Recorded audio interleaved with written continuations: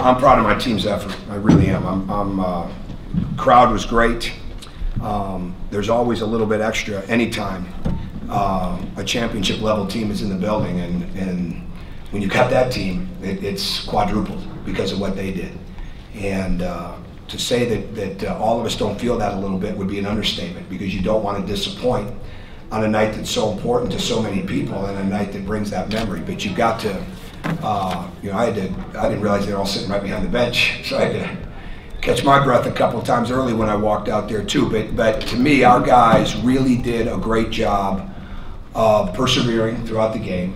Our defense got better, even when we weren't scoring. In the past, immaturity could have kicked in a hurry, and you get disappointed and discouraged when you're not making baskets, and all of a sudden the runs turn into routes, and we never let that happen. And I'm really proud of the way that they did that. And I think we gave up 2 baskets in the first 12 minutes of the second half.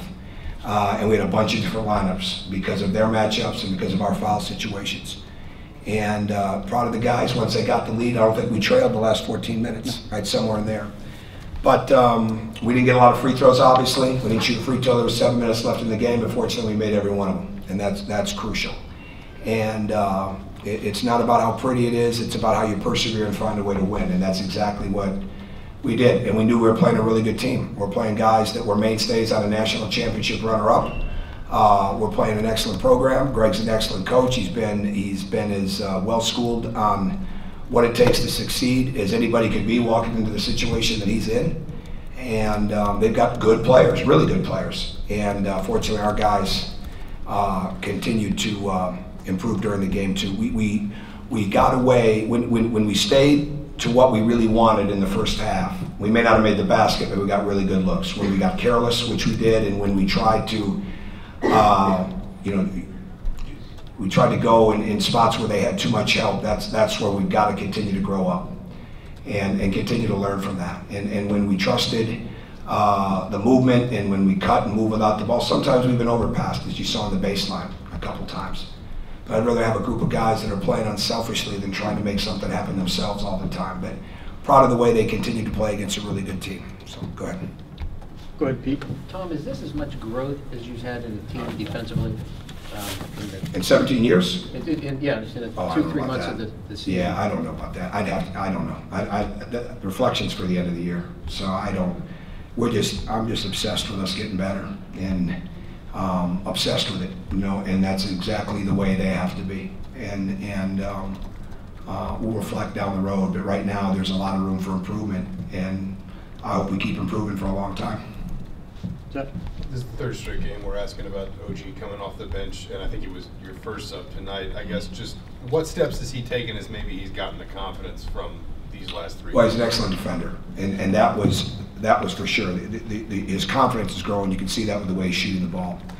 And as I said other times before, one of the reasons we recruited him is because of the way he could shoot.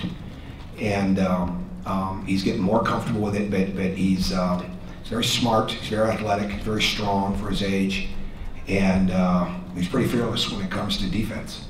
And as he continues to get better, even understanding angles and understanding the personnel, right now we don't want to inundate him with too much, these 5 things about this guy and those 4 things about that guy. We want him just to really play, but he's got to keep rebounding the ball for us. And but our guys have got a lot of belief in him, and he knows that. And he's just going to continue to get better, I think.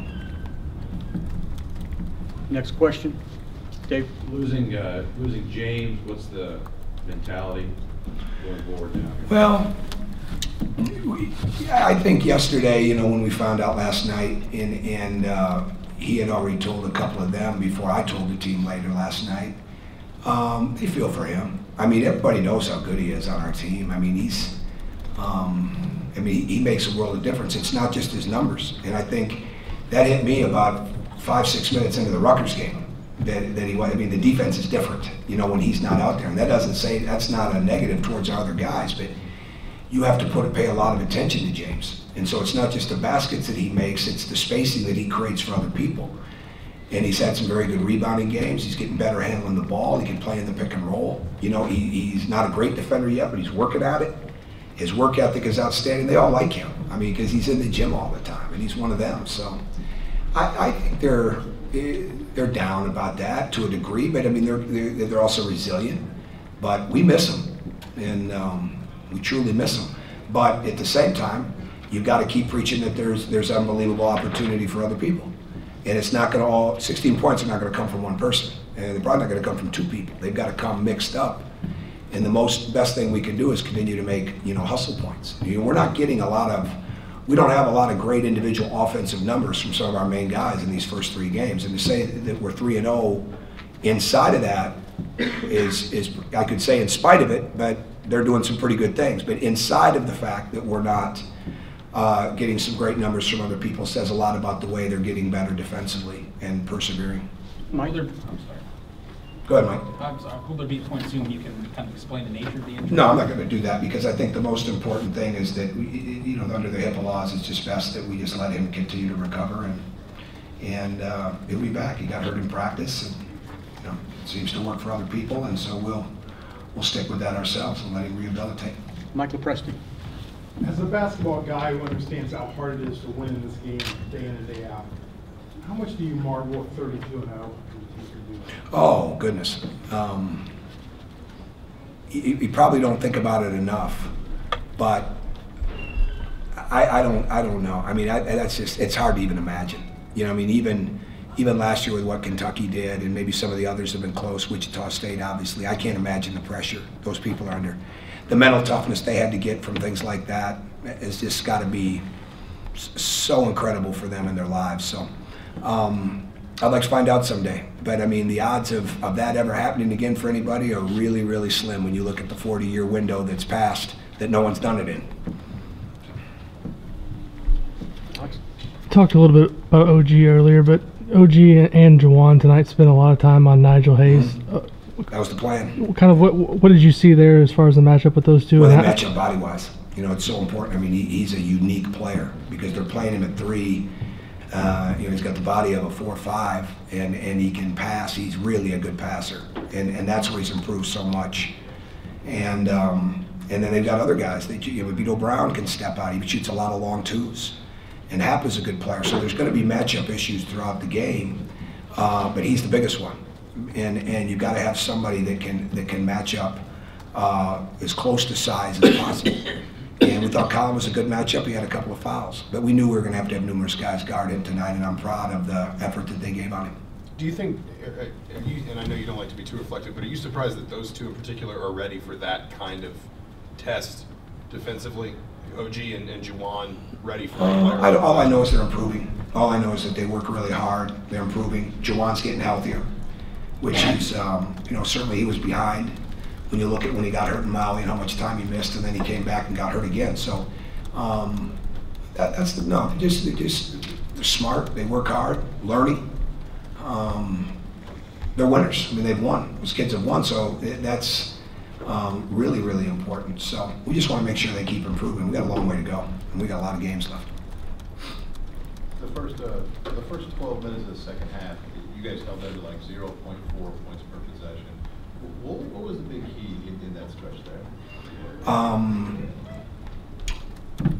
I think just that. I mean, we just guarded. I mean, they probably missed some shots. We'll look at the film. He'll look at some shots they could have made. We'll look at some shots we could have made. But the bottom line is we persevered, and our blockouts got better. Our blockouts weren't very good in the first half.